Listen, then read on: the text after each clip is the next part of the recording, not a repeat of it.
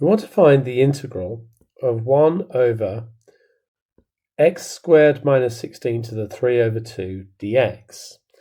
Now this doesn't directly follow any of the integrands that we looked at above, but the closest one would be this one, because x squared minus 16 to the 3 over 2 is essentially this one cubed.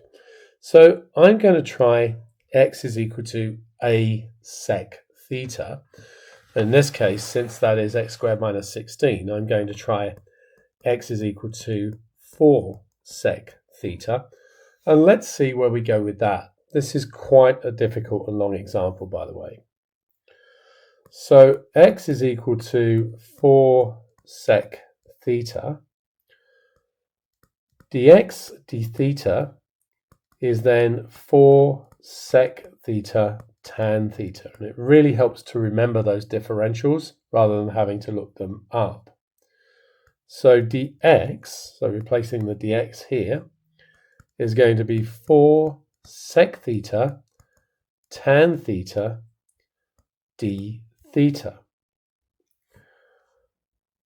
Substituting into the integral, I have 1 over the square root, sorry, not square root, 16 sec squared theta minus 16 to the power 3 over 2, and then the dx is 4 sec theta tan theta d theta.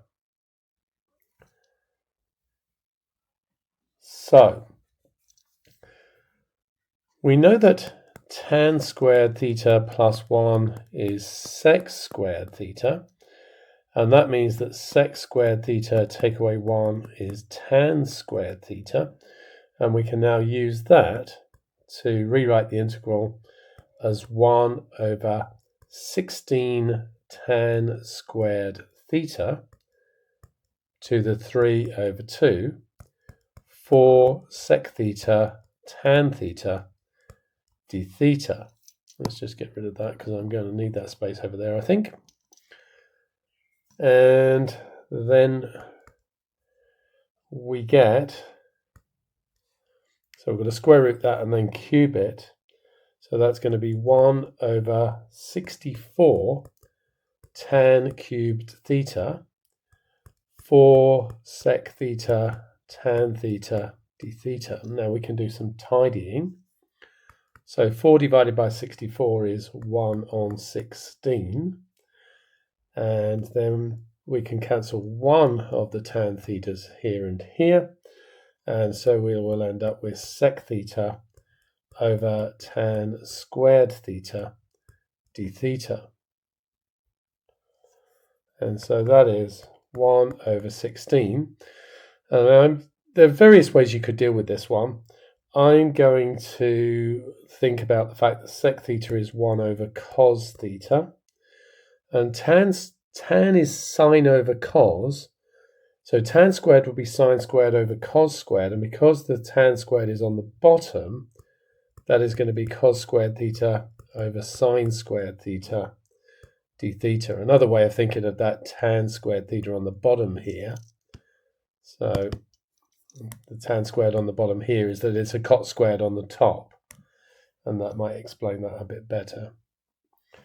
So then we have 1 over 16 times the integral. Let's call this, so that's going to cancel like that. So I've got a sine theta to the negative 2 cos theta d theta. Now, we could think of that as a pair of sines with a cos off the side, or we could use another substitution.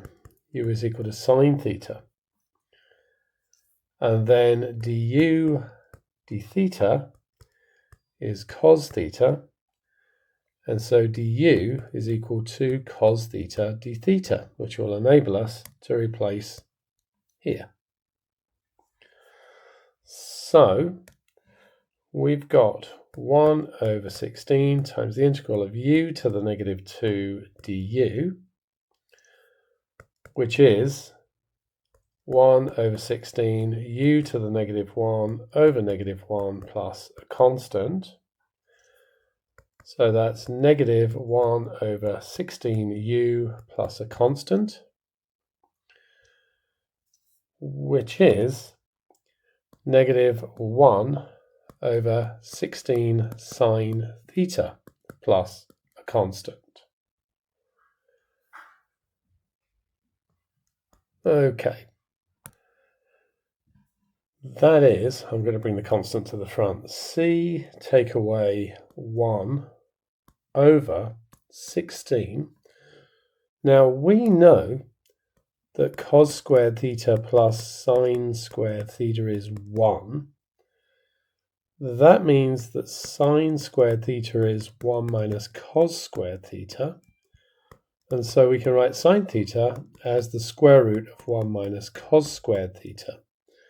So this one is going to be the square root of 1 minus cos squared theta.